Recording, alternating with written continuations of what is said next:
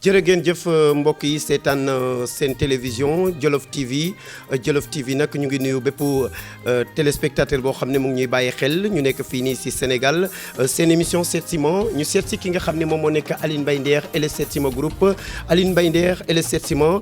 képp ku dégg Aline Mbaye Nder et le Seet Si Ma xam ne woykat baa ngi noonu fecckat baa ngi noonu mais aussi itam muy génne woy yoo xam ne woy yu positif la tey jii nit ñu ñëw fii nii seet si ki nga xam moom moo nekk Aline Mbaye Nder émission bi nag ni muy demee mooy que ne bu ñu demee ba si kanam dinañ am ki nga xam ne moom moo nekk Alain Fock moo nekk Massamba nag dina ñëw ak ñun si humour maanaam ay blague woo nit ki te xamul ne moom la waxtaan ak moom fii nii si émission bi lay amee bu ñu paree si loolu si tam kooku di Ndeye Fatou ñu gën koo xamee si inspectrice dina jàkkaarloo ki nga xam moom moo nekk Aline Mbaye Nder li ñuy def rek mooy que ne Aline Mbaye Nder salaamaaleykum. maaleykum salaam DJ Mag maa ngi lay nuyu bu baax di kontaan ci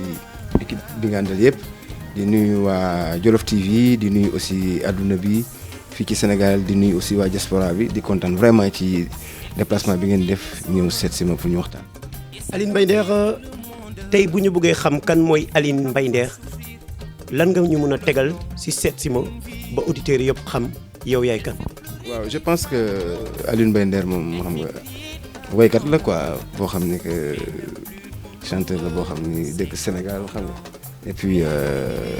ñu ràññee ko ci musique bi muy def je pense que xaw ma naa la mën a wax sama Nder chanteur. mais Nder wax ñu Nder fan la cosaanoo. ah bon d'accord maa ngi cosaanoo Tivaouane donc dëkku Seydi Hadji Malick radiyallahu ta'ala anhu donc foofu laa cosaanoo et puis commencé def musique depuis ma nekk xale bëgg ko lool doon fecc nag di woyantu ba benn moment ma vraiment dugg nag ci musique bi carrément quoi. Aline Mbaye Nder tey jii nii xam nañ kii nekk Aline Mbaye Nder mais bëgg nañoo ñëw rek musique wax nga ko da nga ko doon foyee di koy fecc ak yu mel noonu mais est-ce que amutoon kenn koo xam ne moom moo nekkoon si gannaaw mbir moom koo xam ne moom moo nekkoon sa référence ou bien nga doon gis ñoo xam ne daal ñu ngi yëngat si musique mu amoon lu la si neexoon ba nga dugg si li nga moom mooy wàllu musique. waaw amoon naa ci bu ma bëggoon trop. mais kooku dafa daan fecc Alla Seck. Alla Seck waaw dama ko bëggoon trop ba taxoon na moom moo gënoon dimbali sax ci ba man Youssou Ndour yi parce que su ma saan génne cassette temps yii cassette moo am damay dem marché du moom lu ma ko jëndee quoi parce que boobu encore xale la am nga ay 12 ans affaire yooyu donc mais damay dem marché déglu face A face B bu A bi jeexee dañ koy retourner cassette bi teg face B su ma dégloo face A benn yoon déglu face B benn yoon immédiatement morceau yëpp maîtrise naa leen léegi sama problème moom li doon des mooy. àll nan la ko war di feccee pas de danse si àll di def parce que àll nu mu daan feccee moom clé yi ku gis ni may feccee xam ni daawul fecc bu tegginuwul feccu artiste dëgg la doon fecc waaw ba tax na donc dama daan gaaw pour maîtriser morceau yi mais pour rien que rek xool ëllëg nan laa ko mën a feccee créer samay pas de danse yoo xam te ne xam naa nii la àll war ko feccee wala boog bu ko feccewul nii dina ko jege man bu ma gisee mu fecc ko ci live dinaa ko mën a améliorer à ma manière. kon tey Alla Seck moom moo tax tey jii nii nga sumb si wàllu fecc ba tey jii nii nga nekk woykat Aline Mbaye Nder mën nañoo ñëw géwél la wala du géwél. Aline Mbaye Nder géwél la mën naa sax ni am na partie lépp ci sama yaay parce que on est de mbaaw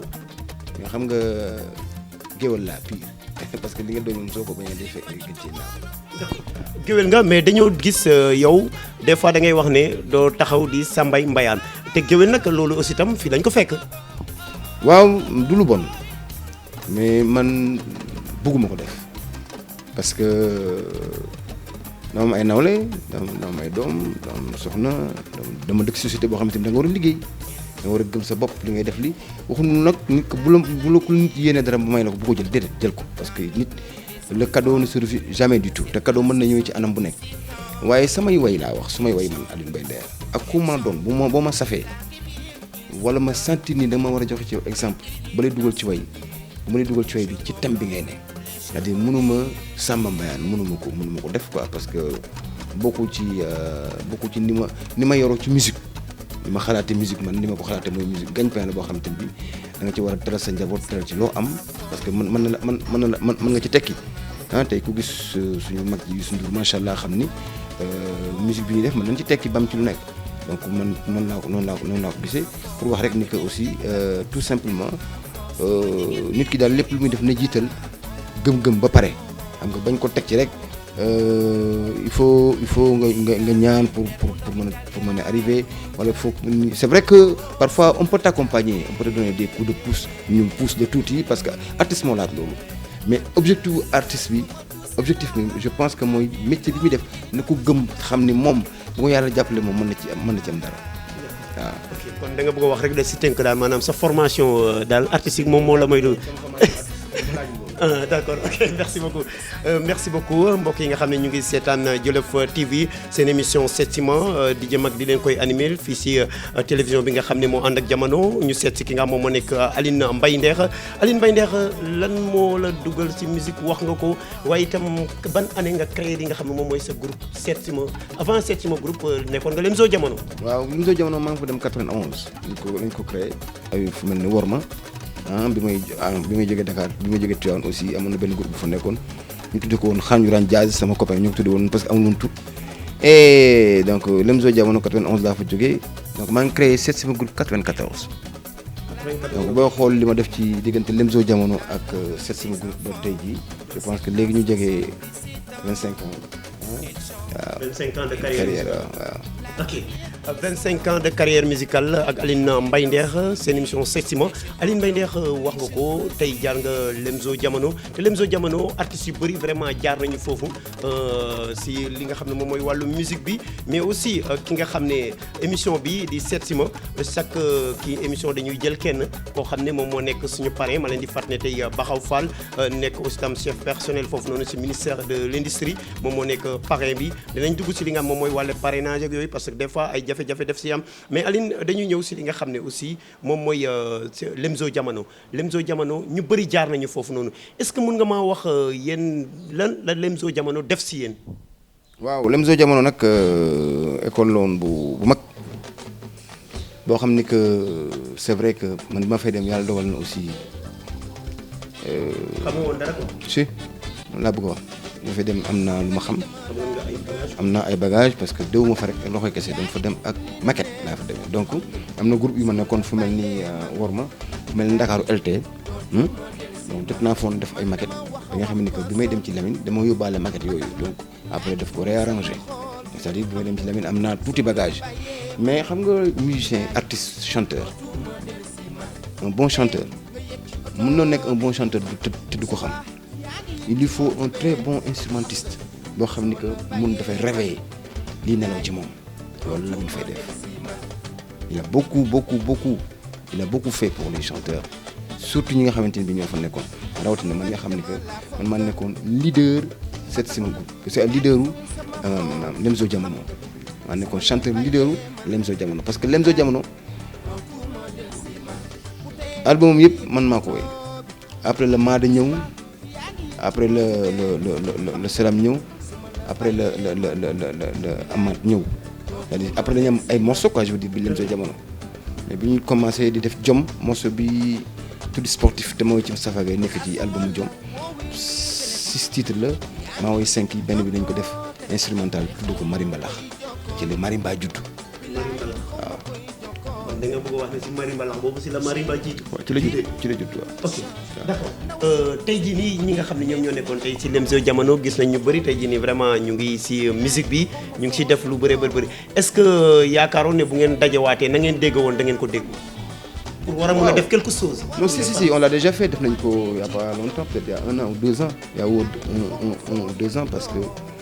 mas nañu def TFM je pense une émission Korité la woon ñu def ko invité Youssou Ndour ak yooyu yëpp on s'est retrouvé xam nga joué vraiment mu neex Sénégal yëpp quoi je pense que peut-être mën nañ aussi dajalewaat Lemzo Jamono pour def ay benn album boo xam ne que man def naa ko ak Lamine peut-être bi ma taxale ko Lamine mu am na 10 ans bi ma amee 10 ans net laa dem seeti ko mu ñëw ñu def légende man moom. mais bi ngeen bokkee ay loolu noonu di koy def est-ce que amoo loo sentir par rapport bu njëkk bu ngeen àndoon di wëy ak tey jii ni ngeen toog wëy gisul leen ne kon tey jii nii maanaam xale màgg na. waaw bien sûr xam nga ne il faut de l'expérience parce que li nga def ci art yëpp ci musique bokkul ak bi ngay tàmbali léegi xam nga Aline Mbaye Nder bu nekkoon Lemzo Jamono doon télé sax yàlla defal na ko fa sutur ba nit ñi xàmmee ko gis nañ talent te boo ko teg Aline Mbaye Nder bi toog ñu doxee yow tey laa gën a mature tey la sama baat gën a macha allah gën a ñor tey laa gën a xam ni lii fii laa ko war a gën a mën a teg xam nga tey laa gën a mën a utiliser sama technique bu voix donc bokkul quoi donc loolu xam nga c'est l'expérience. am na ñetti mbir yoo xam ne bëgg naa la ko laaj ndax ñu bëri dañ koy wax benn Aline dafa mën a wëy ñaar Aline dafa mën a fecc ñett Aline day solu Aline loolu loo ma si mën a tegal. waaw loolu moom xam nga je pense que ginnaaw way geeg fecc gi loolu artiste bi la artiste dafa war nekk un artiste parce que normalement tu es appelé à aller un peu partout dans le monde te ci ñu bare ñoo xam am na ñoo foo boo génnee Sénégal génn Gambie génn tuuti Mauritanie olof jeex na waaw léegi ñi nga war a jàkkaarloo Guinée war a jàkkaarloo ñoom Côte d'Ivoire war a jàkkaarloo ñoom États-Unis war a jàkkaarloo moom France war a jàkkaarloo ñoom Suisse te dégguñu kàllaama bi ngay làkk lan moo mën a dox seen diggante yéen yow ak ñoom ba tax ñëw yow li ngay def neex leen mooy sa talent et sa talent du këcc rek nit ñi taxaw rek di way déedéet il faut être un entertainment da ngay nekk artiste complet pour ne serait-ce que ñi nga xamante ne bi da nga jàkkaarloo way wala ñu lay déglu nga moom mélodie sa way am mélodie am harmonie ba pare nga mën def spectacle loolu mooy artiste ama solo bi dafa ànd ak image doomu aadama waxuma waykat doomu aadama day bëgg boppam dafa war a fonk boppam ba ku ko gis naw ko parce que ci image nit ki rek war nga ko ci mën a juger il est kii donc mu mel ni que loolu dafa ànd ak non seulement li ñuy def mais nit aussi du dafa war a comporter woon nu ko neex ci àddunaam ñun dañ nekk ay références yoo xam ne que tey jii nit ñu bari ñu ngi xool ci ñun ni ñuy waxee ni ñuy comporté woo ni ñuy solo yëpp dañ koy xool ba tax na même suñ ko amul sax nan jéem def loo xam ne ñoo xam ne que kii jàkkaarloog ñun ci télé bi parce que c'est pas pour rien ngeen déplacé wu ñëw def équipe bu mag bi yëpp ñëw seet si ma fii parce que xëy na yaakaar ngeen ni ci seen xalaat bu rafet am na lu muy représenté man ci dëkk bi loo xam ne que franchement dina tax ngeen mën a ñëw seet si ma loolu nag li muy jaar mooy nit ku correct li muy jaar mooy nit ku xam boppam li muy jaar mooy nit koo xamante ni bii moom day xam ni que am na même bu dee benn nit ci àdduna bu ko bëgg boo xam ne bu sañoon da koy toppandoo su watoo mu watu su tentre karaw gi mu tentre karaw gi mas naa fee tent sama karaw pour di ndax benn morceau bu ma woyoon waaw benn morceau bu ma woyoon dama doon joxe exemple tàmbalee ko ci sama bopp muy homme public ndekete man lépp lu ma war a def dama ko war a seet lépp lu ma nar a def dama ko war a seetal lu ma mënta def ñu wax ko lu ma deful sax ñu wax ko dama man nitu mbedd wala nitu ñëpp laa doon ñi ma sax sama oto pan ma dem jëli Njaga Njaay mënatuma xiif ak gerte caaf nu mu neexee ma dem ci maire bi jënd gerte caaf juum dem boxam ko ci mbedd mi comme ñëpp ëf ko mu dem guu boobu guu lekk góode mais guu bi ëf ko nga lekk ko mënatoo ko parce que gars yi duñ la ko bàyyi. mais est-ce que loolu bokk ko si rëy. non déggoo ma de. maa ngi lay dégg kay. xam nga tey mënoo bokk dugg si oto. du rëy nit ñi ñoo la ko du permettre man mën naa ko ay donc sama oto pan wax ñi ngay xel. waaw non damay wax rek loolu doomu aadama buy ciitarul lenn ci àdduna rek du nekkatul doomu aadama xeeb na boppam lu fi ne yàlla daf ko bind pour doomu aadama muy oto bi non bu ko tiitaroo mooy booy nga sama Mercedes bi du dara yow yaa ëpp Mercedes mais booy nga sama téléphone bi booy ban marque la du dara mais nit moo xeeb boppam ba tax na sama oto day paan ma waxaale fii taxi ne ko yóbbu ma kër di yem ak booy ñaata nga mën ko 2000 francs ma romb Fatou Ndiaye ci kaw Njaga Ndiaye man taxi laa yor moom mi ngi wokk ñu ci biir Njaga Ndiaye ba xoolal ndeer taxi tey ndeer de taxi la jël moom mi nga ci Njaga Ndiaye ba non dama lay expliquer mentalité nit c'est-à-dire pour bu ñu bëggee avancer il faut toujours aller vers l'essentiel lépp luy détail ñu teg ko fële de côté te dunde ni ni man ba may tent sama bopp dama doon wane ni tent boobu tey ji bu ma doon seeti Alaaji Abdou Aziz Sy yal na yàlla yokk leeram mais ñi moom faa dem di tent sama bopp waaw wu tax nit war a comporté woo noonu wu tax nit war a sol tubéy bu déchiré mën ngaa dem ci jàkk jullee ko booy dem seet président de la république di nga takk jaaro ah di nga bënn sa ñaar daal nopp takk jaaro bi sol te déchiré diggu palais doo ko def kon dafa bokk ay comportement yoo xamante ne bii ki nga xamante ne bii dañuy yaakaar ni kii référence la noonu la war a comporté woo parce que doomu aadama la. et pourtant seen mbokku artistes yi dañ koy def. waaw choix la ku nekk sa choix ku nekk choix am nag da nga koy respecté parce que da nga bëgg ñu respecté la sa boss kon ku ci nekk li nga choisir respecté ko waaye nit moom ginnaaw bi ko yàlla sàkkee def ko nit li ko war muy mu nite te wéy xelam mu rafet. lu ko waral nit na nite te wéyal xelam mu rafet ñu ngi seen télévision Jolof TV ñu seet si ki nga xam moom moo nekk Aline Mbaye Nder et le Setsima Group fii nii lañ ko seet si li ñuy def mooy que ne mbokk yi nga xam ne ñu ngi ñuy bàyyi xel fu ngeen mënta nekkee fu nekk émission bi nii bépp artiste boo xam ne yaa ngi Sénégal wala nga nekk si Afrique foo mënta nekk si biir monde bi émission bi yow yaa ko moom Aline Mbaye Nder ñu ñëw si li nga xam ne moom moo nekk le mot Setsima Group fu mu jógee. waaw Setsima Group nag dama toog sama kër ni ñuy waxtaan ñuy seet maag sama jabar Ami Diallo à l'époque donc ñuy xool di xool ba lu nekk kii nañ ko ci jàgg daal après maa ngi moom ñu trouvé tout Setsima Group Setsima comme damay bëgg nit ñi di ma seet si man leen kon nañu moo tax seet si nañ la fi. man leen nañ ci boole groupe ba tey ci yéen jël ngeen sama yow sa tudde ko Setsima. ok merci beaucoup Aline mais ñu ñëw Aline Mbaye Nder c'est vrai que si nga kii Setsima mais aussi tam mënoo ngay wax bi ngeen formé groupe bi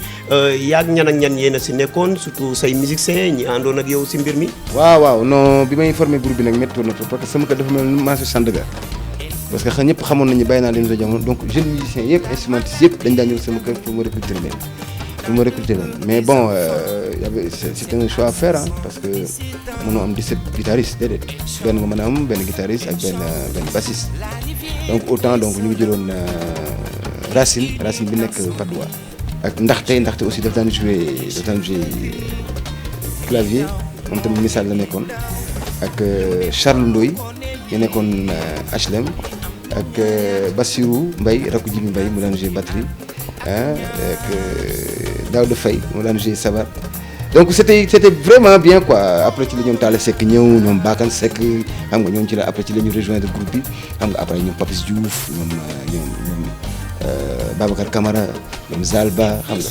mais da ngay dem ba après musicien dafay changer parce que xam nga àdduna mooy dox ñii dañuy tukki ñii dañuy dem def leneen ñii dañuy def choisir leneen mais tant que chanteur bi moom mi ngi fi moom ça existe toujours quoi inchallah je pense que mos bi ma njëkk a way du lu ma bind dama ko improviser muy kilifa mos boobu laa njëkk a way suma yaay waaw. moom nga njëkk a woy sa yaay waaw li ñuy def mooy que ne émission Setsima xam ngeen ne dafa am rubrique bu ñuy woowee enquête bi nag li ñuy def mooy que ne ñu dugal ki nga xam moom moo nekk inspectrice Ndeye Fatou mu ñëw jàkkaarloog Aline Mbaye Nder si enquête bi.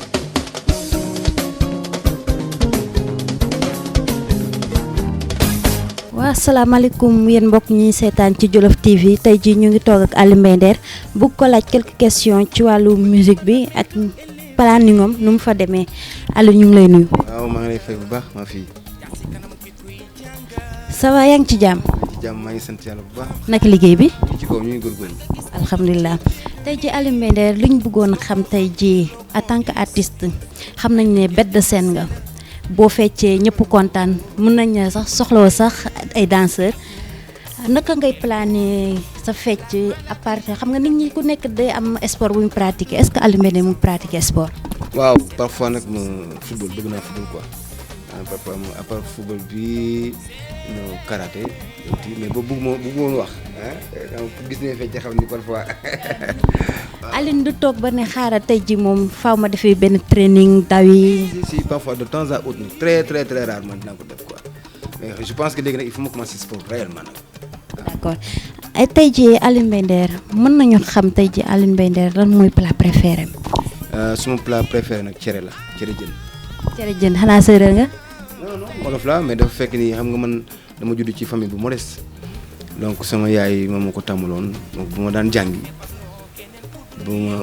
ma daan jàngi daaw ma am ndékki donc daaw ma mën a am mburu ak beurre mais cere ji ñu toggoon démb ci guddi gi su ma yeewoo su ma xëyee moom laay ndékkee dem parfois du ma ndékki sax mais bu ma wàcc midi dama may gontaat 2 heures moom laay añee daal dem jàngi. est-ce que loolu moo tax sax Aline Mbaye Nder mënut a màgget ba tey. waaw mais bon je pense que il faut ñuy dundee nag bay dundee baax na de dundee ne ci dëkk bi kooku moom gars yi maa leen koy wax c'est très très important gis naa fan yi ci internet bi il faut faire attention gis naa ceeb bu ñu defaree toile ceeb maa ko gis te loolu dafa doy waar saa si la dama koy dénoncer fii ci Jolof TV parce que ñëpp a ngi koy seetaan envoyé nañ ma ko ci suma ci réseaux sociaux yi ma seetaan ko ñuy def di def nii di jël toile mbuus maanaam di ko transformer ceeb te dafa garaaw voilà. tey ji Aly Mbaye Nder gis nañ ne artistes yi seen concert yi ak seen répétition yi dañuy gis ne parfois dañuy manque de temps pour bu dem seeti seen wér-gu-yaram est-ce que Aly Mbaye Nder dina toog ba dem hôpital seeti boobu. bu dugg ci loolu nag hôpital rek laa ragal man daal gaañan bu bopp bi metti maa fii may doxantu ndànk dem ba ci pharmacie bi ni ko man daal sama waay fii may metti wala fii ñu digal ma daal xam naa ni loolu tuuti sax waaye comme yàlla dogal na ci kàttanam incha allahu taala dañ koy ñaan rek am wér billaay bàyyil bu dul sax. waaw doo xalaat sax toog ne tey daal xaaral ma forcer rek dem seeti médecin mu xoolal ma sama yaram. si parfois ma def ko. waaw ba tey ñi saytaan ci seen télévision Jolof TV ñu ngi ànd ak Aly Mbaye Nder ñu bëggoon ko laaj dernière question comme actualité la te dafa xew Sénégal gis nañu ne dee bi bëri na rey yi bëri na ñu bëggoon laaj Aly Mbaye Nder tey jii nu ma gisee meurtre ci biir Sénégal. Oh franchement c'est quelque chose que je déplore parce que c'est inhumain nga mën a xutti sa moroom doomu aadama jël bakkanam noonu te yàlla rek mooy jël bakkan je pense que loolu tamit man rafetlu ma ko quoi et je pense que kilifa yi nga xamante ni war nañ ci jël ay matuwaay xam naa nañ ci jël ay matuwaay te rafetul ci réew mu mel ni Sénégal nga xam ni que jàmm rek lañ ñu mas a xamal xam nga bokk ndey bokk bàyyi yéeneente jàmm xam nga di demalante tey mën nga jóge ci kër gi dem añ ci kër gi reer ci kër gi say doom ànd ak kii def lii waaye su demee ba nga xam ni que nag chaque jour nga dégg ni faat nañu nit moom day daal di yëpp ba tax na maa ngi ñaan ñi nga xamante ni bi ñoom ñoo ci war a jël ay matuwaay ñu jël ci ay matuwaay yu mat sëkk su ko defee am na yoo xamante ni bi nañ ko mën a vraiment éviter bi Sénégal quoi. Aline gis nañ ne bu fi inondation amee mooy waykat ki mobilisé wu def benn single wala morceau pour jagleel ko ñoo xam ne ñoo loru ci mbëtt mi pourquoi pas tey artistes yi jóg def mobilisation de sensibilisation pour l'insécurité peuple sénégalais. Je pense que loolu aussi question bu am solo la et man ku ma xam ne ci yooyu lay dox parce que su mbënd amee dinaa mën a dajale ak sama mbokki artistes yi def morceau suñu amee ku ñu jege koo xamante ni yàlla def dem mu làqu comme Ndeye Awa Mbaye Eva bi ñu génne àdduna dajal naa artistes yëpp xam nga ñu jëmmal dara xam nga et je pense que ni nga ko waxee nii xaj na ñi ma war a dem seeti dinaa leen dem seeti pour ñu indiwaat suñu contribution ci sécurité réew mi sensibiliser nit ñi wan leen ni que agression sax baaxul rawatina nag sax di agressé bay jël bakkan donc xëy na réew mu ñu ngi ci en voie de développement. C'est pas un pays vraiment très très riche comme on le croit chômage bi bari na waaye du raison ba tax agression yi war a bare ba pare du raison ba tax rey yi ba war a bare et je pense que loolu thème la boo xamante ni bi su ma ko bokkee ak ñi nga xam ne war naa ko bokk ak ñoom dina gën a yomb te dina gën a mën a sensibiliser nit ñi incha allah. waa DJ Mag lii lañ leen indiloon ci seen rubrique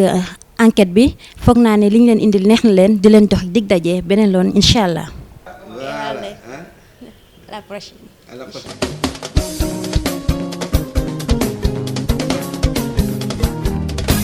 Bonjour monsieur. Oui, bonjour. C'est Aly Mbaye Nder. Hein? C'est Aly Mbaye Nder. Oui, c'est Alain Foka de la Radio France Internationale. Comment allez-vous monsieur? Pardon? Je dis c'est Alain Foka de la Radio France Internationale. Comment allez-vous monsieur? Ça va très bien, merci. On me dit que vous êtes artiste à Dakar. Je suis? Vous êtes artiste à Dakar. Je suis artiste à Dakar. Comment allez-vous, Aléo? Comment allez-vous? Ça va très bien, merci. J'aimerais vraiment vous inviter dans mon émission Débat africain à l'université Cheikh Anta Diop avec tous les étudiants. Est-ce que ça vous dirait, Aléo? Oui, pourquoi pas? Mais là, j'ai ciblé sur la culture africaine et surtout comme vous êtes un éminent artiste à Dakar et j'aimerais vraiment que vous preniez part à cette invitation. Est-ce que ça vous dirait, monsieur? Je suis en train de conduire, hein. C'est qui, s'il vous plaît? Oui, j'ai dit c'est Alain Foka de la Radio France Internationale. Alain Foka. Radio Foka. Alain Foka. Alain Foka. Alain Foka. Oui, de la Radio France Internationale. Est-ce que vous suivez Débat africain sur la Radio France Internationale? Oui, je connais bien la Radio France Internationale. Mais il faut me rappeler dans 10 minutes parce que déjà je suis en train de conduire. Mais est-ce que vous suivez Débat africain? S'il vous plaît, monsieur, il faut me rappeler. D'accord, je vous rappellerai tout à l'heure. Mais comme dit-on souvent, nul n'a le droit d'effacer l'histoire d'un peuple, car un peuple sans histoire est un monde sans emploi. Devinez la fin, non? Hein? Je dis, comme dit-on souvent, nul n'a le droit d'effacer une page de l'histoire d'un peuple, car un peuple sans histoire... Rien du tout. Je sais que c'est quelqu'un qui me blague là, mais bon, rappelez-moi un peu plus tard Aliou Binder, vous êtes un éminent artiste à Dakar. J'ai dit, mais comme dit-on souvent, je vais devoir raccrocher là, parce que je conduis et j'entends rien de ce que vous me dites. Et d'accord. Dans 15 minutes. Dans 15 minutes alors. Aliou Binder. Bonjour monsieur. Aliou Binder. Ah oui. Et bien sûr, c'est moi qui t'ai appelé tout à l'heure. Vous êtes dans Jollof TV. C'est une émission de divertissement. Donc,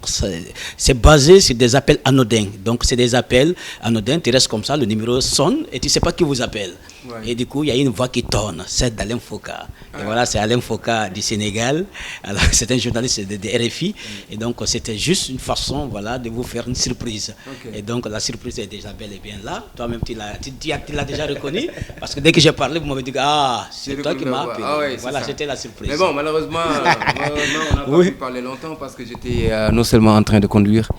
et j'étais un tout petit peu énervé parce que vous avez insisté pour me parler et j'ai dit, messieurs, s'il vous plaît, je vais devoir vous couper parce que je suis en train de conduire. Je vous ai dit ça plusieurs fois. Vous dites, c'est allez Foka. Je dis, allez vous faire foutre. Et puis voilà, effectivement, l'émission, ça joue également, c'est juste pour voir, non seulement insuffler de la bonne humeur, mais également voir le tempérament de chacun. Voilà, et quelque part, c'était une façon également de voir quelle est l'autre facette, n'est-ce pas, d'Aliou, qu'on appelle Aliou Binder. Donc, on a compris que vraiment, vous avez un tout petit peu, puisque quand vous appelez quelqu'un et que vous dites que, attends, je suis un tout petit peu occupé, et que vous rappelez encore la personne, vous risquez de l'énerver. Et tout à l'heure, j'ai voulu même insister. Alors, j'ai dit, bah, attention, si je le fais, là, il va s'énerver, il va plus décrocher. En tout cas, quand même, vraiment, ça a été un plaisir pour moi et voilà, de vous appeler, puisque vous êtes un artiste hors pair, un artiste d'une dimension internationale. Vous avez fait vraiment toutes vos démonstrations à travers votre génie. Vous avez une voix pleine de suavité. Là, je le sais. Alors, en tout cas, c'est une fierté pour le Sénégal d'avoir aussi ces genres d'artistes qui portent haut les valeurs de ce pays. Donc, vous êtes un artiste complet, je le dis à qui veut l'entendre, puisque nous sommes dans ce domaine. En tout cas, toutes nos félicitations pour tout ce que vous faites, n'est-ce pas, dans l'univers musical.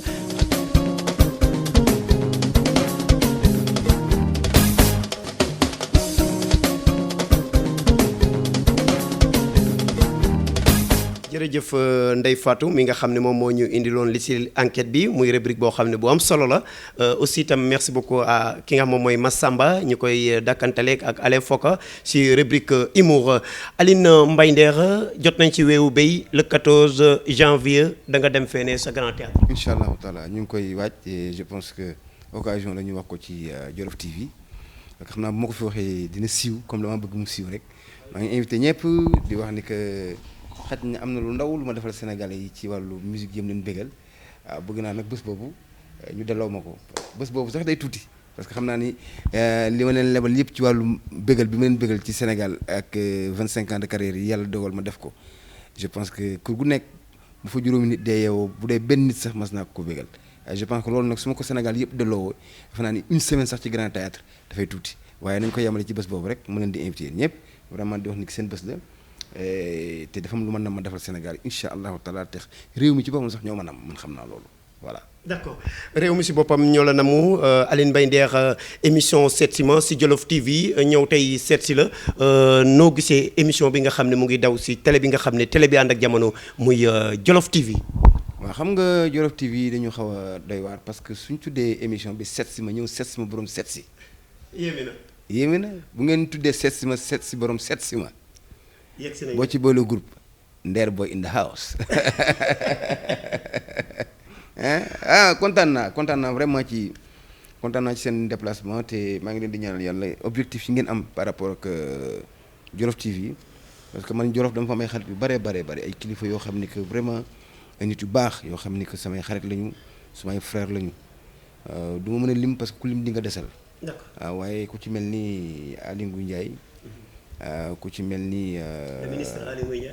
Aly Ngouille Ndiaye ku ci mel ni maître Ka PCA Port donc ak ñeneen ñoo xam ni que tey jii vraiment ñu ngi foofu ak sama pa Iliman gentleman bi pa Bassirou Ka moom laa tuddee imam gentleman. ok Aline Mbaye Nder li ñuy def mooy que ne dafa am ki nga xam moom lañ parrainé bés bi ñu koy woowee Baxaw Fall daf ne moom daf la yàgg a suivre te daf la bëggal boppam kooku di Baxaw nee na dërëm yaay la bëggoon nga ñamal ko tuuti rek. Dafa bëgg ñu tegal ko dërëm yaay. non moom kay noo teg yow nga woy ko. Non mais après général bi la ñuy teg. dërëm yaay. ñu ngi leen di fay yéen waa Jolof TV di leen sant di leen gërëm ci invitation bi. tey ci résumé bu ñu bëggoon a xam kan mooy Baxaw Fall ba ñuy wax. bon Baxaw Fall benn doomu Jolof la juddoo Linguère jàngee foofu élémentaire ba 3e secondaire am BFEM dem Louga donc à partir de la seconde C mu def concours pour dem jàngale ji donc pour ça mu dem Saint-Louis def formation à l'école normale régionale Durand Barthélemy Valentin de Saint-Louis génn commencé jàngale en octobre 1993 danaa bi ma nekkee ndaw aussi doon naa yëngatu ci sport également ci politique ba léegi maa ngi ci politique bi d'ailleurs à côté du ministre Aly Ngouille mais avant ça il faut reconnaître que am na parti yu ma jaar dont principalement le renouveau démocratique du ministre d'État Djibo Leyti Ka actuel président de la commission nationale du dialogue des territoires nekkoon naa attaché de cabinet au ministère de l'économie maritime en 2004 ba 2007 de 2007 à 2012 ma nekkoon aussi son attaché de cabinet au ministère de l'environnement et de la protection de la nature aujourd'hui depuis 2012 maa ngi ak le ministre Aly Ngouille dans l'APR et au ministère je suis le chef du personnel du ministère de l'industrie et des mines. waaw wax dëgg yàlla bi ma gisee concept bi ci seen site bi muy daarajolof.com bi vraiment rafetlu naa ko trop bi ngeen koy publicité muy Jolof TV boobu bi ngeen koy publicité ci seen site daarajolof.com bi lu ma rafetlu la vraiment ma xam ni ñii ay ndaw Jolof lan mais vraiment am nañ ay xalaat yu rafet pour liñ leen dénk mu néew mu bëri ñu xool ñoom it nun ko ñoŋale nun ko améliorer nun war a mën a gën a fexe ba lii ñu leen dénk jëm ci kanam parce que vraiment li ñu xamoon ba fii mooy nga am rajo am site internet mais boo demee ba bëgg a def nag télévision rawatina nga ni waa Jolof laa jonk Jolof TV laa koy tuddee mais yéen waa Jolof TV Jolof amuñ seen pay donc lii lu rafet la ñu ngi leen ci encouragé di leen ñaanal yàlla fi ngeen bëgg a jëm yéen a xam yal na leen yàlla jàppale ba ngeen yegg fa ak jàmm ak salaam. Alioune il faut reconnaître que ni yàgg nañ ko suivre muy man ak samay morom yàgg nañ ko suivre et mën naa wax ni moom kii di musicien boobu di Alioune Mbaye Nder sagu ndaw ñi la sagu réew mi la il fait notre fierté vraiment ñu ngi koy encouragé ci liggéeyam ñu ngi ko ci ñaanal aussi yàlla may ko ci ay ndam parce que ku ñu yàgg a bégal la à travers ses chansons donc morceau bi ma koy ñaan rek mooy nettali quoi nettali bon amoon na dërëm aussi li tax ma wax dërëm parce que sama benn copain un ami d'enfance boo xam ne nii aujourd'hui mi ngi Bamako bu ñu daan déglu morceau boobu comme dërëm la ko tuddee woon moom le musicien Alioune Mbaye Nder sama copain bi il traduisait ça en pulaar quoi mu ne ma kii mooy mbuudu quoi morceau mbuudu ça m'a tellement marqué mais donc muy dërëm di nettali bu mu ci woy rek baax na quoi mais principalement nettali bi neex na trop parce que c'est révélateur.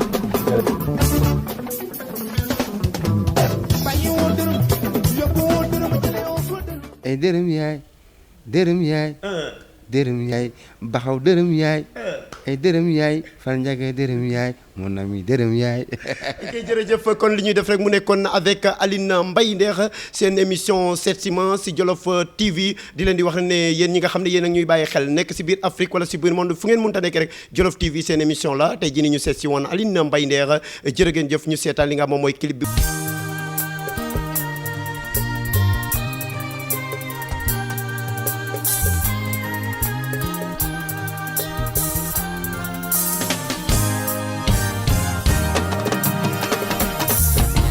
El cool,